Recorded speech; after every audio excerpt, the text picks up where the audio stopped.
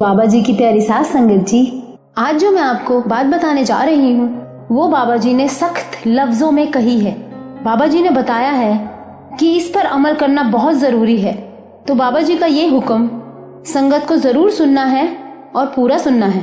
एक station master Beas station से कुछ 200-400 गज की दूरी पर खड़ा होता था और देखता था कि कई बीबियां, कई पुरुष अपने बिस्तरे और अपने लगेज के साथ डेरे जा रहे हैं। उनको जब वो स्टेशन मास्टर पूछता तो वो संगत कहती कि डेरे में गुरु नानक साहिब रहते हैं। तो कोई कहता एक सच्चा दरवेश रहता है, तो कोई कहता एक सच्चा फकीर रहता है। हर एक आदमी अपने अपने विश्वास में बताता। कोई कहता मेरा गुरु संत है, तो कोई कहता मेरा गुरु परमात्मा है। ऐसे वो दूर खड़ा रोज सबकी नई नई बातें सुनता। जब लोग वहां से गुजरते तो वो स्टेशन मास्टर महाराज जी को गालियां देता और वहां जाते हुए आदमियों को भी लेडीज के बारे में गलत गलत बोलता। एक दिन डेरे का कोई अच्छा अभ्यासी प्रेमी बुजुर्ग वहां उस स्टेशन मास्टर के पास पहुंचा। क्योंकि वो बुजुर्ग बहुत पहुंचा हुआ सत्संगी था, उस बंदे के पास पहुंचा और बोला, स्टेशन मास्टर जी, ये आप क्या कह रहे हो? तो वो कहता है, ये जो मूर्ख लोग अंदर जा रहे हैं और बोलते हैं गुरु नानक ब्यास में हैं, ये सब अंधे हैं। तो वो बुजुर्ग कहते हैं, हाँ ये बराबर अंधे हैं, जो आप कह रहे हो ये बात सच है। मगर एक बात जो आपसे कहनी है वो ये है कि उन्होंने आखिर क्या देखा है वहाँ? इतने आदमी जो वहाँ जा रहे हैं, इन्होंने ऐसा क्या देखा है वहाँ? चल के हमें भी देखना चाहिए। तो वो हेडमास्टर कुछ सोचने लगा, फिर कहने लगा, क्यों चले? तो वो बुजुर्ग बोले कि असल बात क्या है पता तो लग जाएगा, वहां जाने में नुकसान ही क्या है? क्या आप डरते हो वहां जाने से? तो वो हेडमास्टर बोला, मैं क्यों डरूंगा भला, चलेंगे वहां, देखते हैं ऐसा क्या है। अब दोनों चल पड़े। अब उस हेडमास्टर को क्या पता था कि उनके साथ जो बुजुर्ग जा रहे हैं वो बहुत पहुंचे हुए सत्संगी हैं। दोनों चले गए और सत्संग में जाकर बैठ गए। बड़े महाराज जी ने उस दिन जो सत्संग किया था वो गुरु नानक जी पहली पातशाही की बाणी थी। सत्संग शुरू हो गया। अब दोनों पीछे जाकर बैठ गए। अब ये रीत होती है संतों की कि पहले वो पीछे बैठी हुई संगत को देखते हैं, फिर आगे देखते हैं। तो बड़े महाराज जी ने जब पीछे देखा तो उनकी दृष्टि उस हेडमास्टर पर लग गई। वो सत्संग सुनता रहा। एक एक शब्द उसको ऐसे लग रहे थे जैसे ठोकर लगती है। बाणी ग्रंथ साहिब की थी तो मतलब दूसरा हो ही नहीं सकता था। आखिर में उसकी आंखों में पानी आ गया। सत्संग खत्म हुआ तो वो भागा जल्दी महाराज जी के पास। रो रो के बाबा जी के पांव पर गिर पड़ा।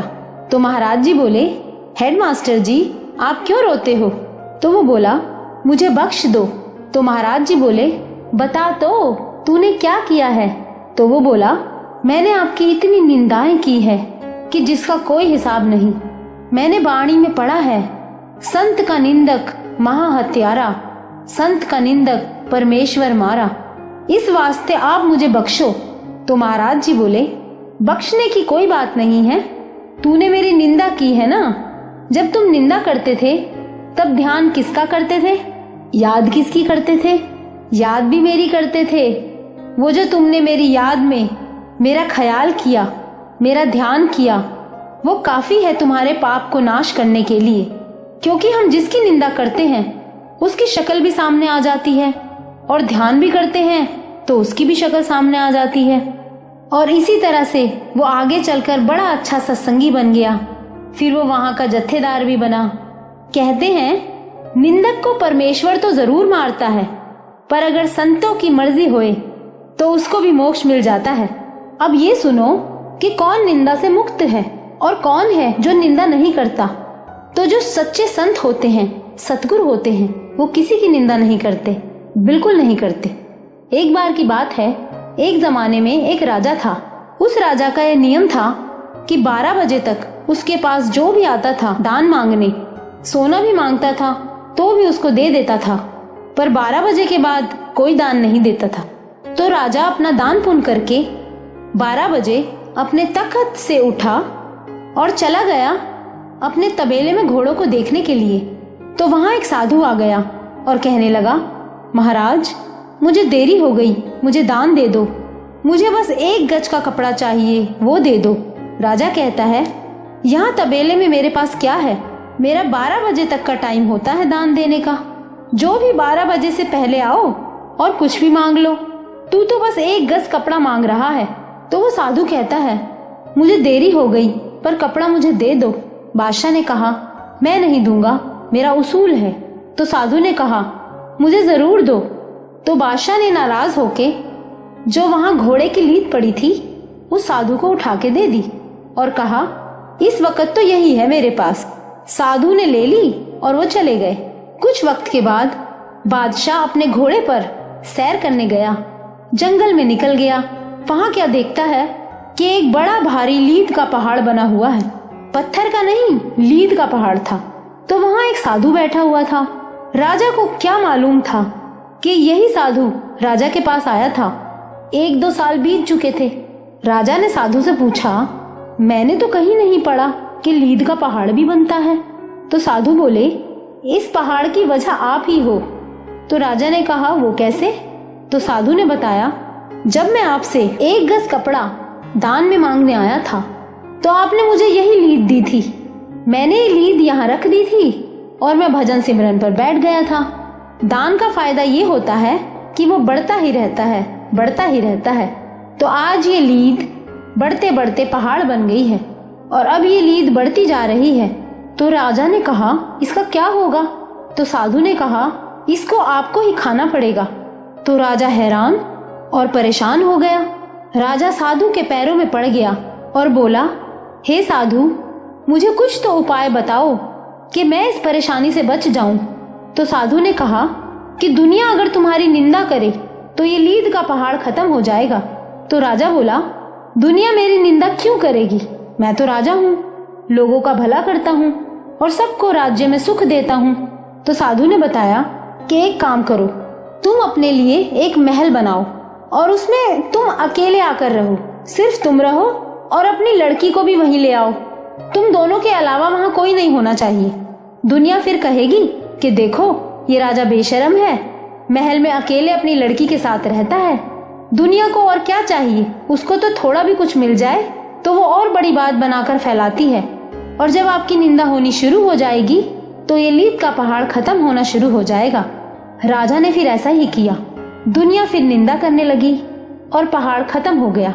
फिर राजा वहां जाके देखता है कि पहाड़ तो खत्म हो गया, पर ये मुट्ठी भर लीद कैसे रह गई? ये वही लीद थी जो राजा ने दान में दी थी, उतनी ही लीद रह गई थी। तो राजा ने साधु से पूछा, इस बची हुई लीद का क्या करें? तो साधु बोले कि ये तो तुम्हें खानी ही पड़ेगी। तो राजा ने कहा कि इसका भी तो कोई उपाय बताओ। तो साधु बोले कि अगर कोई महात्मा तेरी निंदा करे तो ये लीद भी खत्म हो जाएगी। तो राजा ने कहा, इसके लिए मैं क्या करूं? तो साधु ने कहा कि वेद व्यास जी अपनी कुटिया में रहते हैं, उनके यहाँ जाके कोई नौकरी वोकरी करो और वहां कुछ ऐसा करो कि वो तुम्हारी निंदा कर दे। राजा ने एक गरीब आदमी का भेष धारण किया और वेद व्यास जी के पास पहुंच गया। वहां नौकरी करते हुए एक दिन रात को वेद व्यास जी के पैर दबाते दबाते राजा उनसे कहता है कि महाराज, हमारे शहर का जो राजा है उसकी बुद्धि खत्म हो गई है और अपनी लड़की के साथ महल के अंदर रहता है। बड़ी बुरी बात है। वेद व्यास जी मुस्कुराए और कहने लगे कि हे राजन, तू कुछ भी कर ले, मैं तेरी निंदा नहीं करूंगा। ये लीद तो तुझे खानी ही पड़ेगी, चाहे अपने आटे में थोड़ी थोड़ी मिलाकर रोज खा ले, पर ये तो तुझे ही खानी पड़ेगी। कहने का मतलब ये है कि ये निंदा सारे समाज के अंदर है, निंदा ही निंदा करते रहते हैं सब, कोई इससे आजाद नहीं है सिवाय संतों के। अब संत क्या कहते हैं इस निंदा के बारे में? इंसान को अपनी निंदा के गुनाह का हिसाब देना ही पड़ेगा। निंदा शैतान का स्वभाव है, इंसान का नहीं। फिर तीसरी पातशाही गुरु अमरदास जी कहते हैं, निंदा भली किसी की नाही, मनमुख मुगत करन मुंह काले, ते निंदका नरके घोर पवन। कहते हैं जो निंदा करते हैं वो नरकों में जाएंगे। इसी तरह गुरु रामदास जी कहते हैं कि जिस अंदर तात पराई होवे, तिसदा कदी ना होवे भला, उस दे आखिए कोई ना लगे, नित उजाड़े पोल खाड़े खला। इसका मतलब है पराई निंदा करने वालों के कहने पर कभी नहीं जाना चाहिए। इनका बहुत बुरा हाल होने वाला है और जिसकी हम निंदा करते हैं उसके पाप और अवगुण हमारे सिर आ जाते हैं। हमें उनके सारे दुख झेलने पड़ते हैं। पलटू साहब कहते हैं, निंदक जीवे जुगो जुग काम हमारा होए। कहते हैं निंदक तो जुगो जुग जिए, क्योंकि वो हमारे गुनाह अपने ऊपर ले लेता है। एक पहुंचे हुए कामिल फकीर हुए हैं जो कहते हैं कि मैं अगर निंदा करूंगा तो अपनी माँ की करूंगा, दूसरे के मैं बुरे कर्म क्यों लूं, क्योंकि माँ की निंदा करूंगा तो वो और सौखी हो जाएगी, मेरी माँ का अच्छा काम बनेगा। तो देख लो साथ संगत जी, अब भी चेत जाओ, हम सब इस निंदा में लिप्त हैं। तो बाबा जी की वार्निंग है हम बच्चों के लिए कि हमें किसी की निंदा नहीं करनी है जी। तो बाबा जी की प्यारी साथ संगत जी, अगर आपको बाबा जी की प्यारी बातें अच्छी लगी हो तो लाइक जरूर करना जी। इस वीडियो को शेयर, फॉलो और सब्सक्राइब भी जरूर करना जी।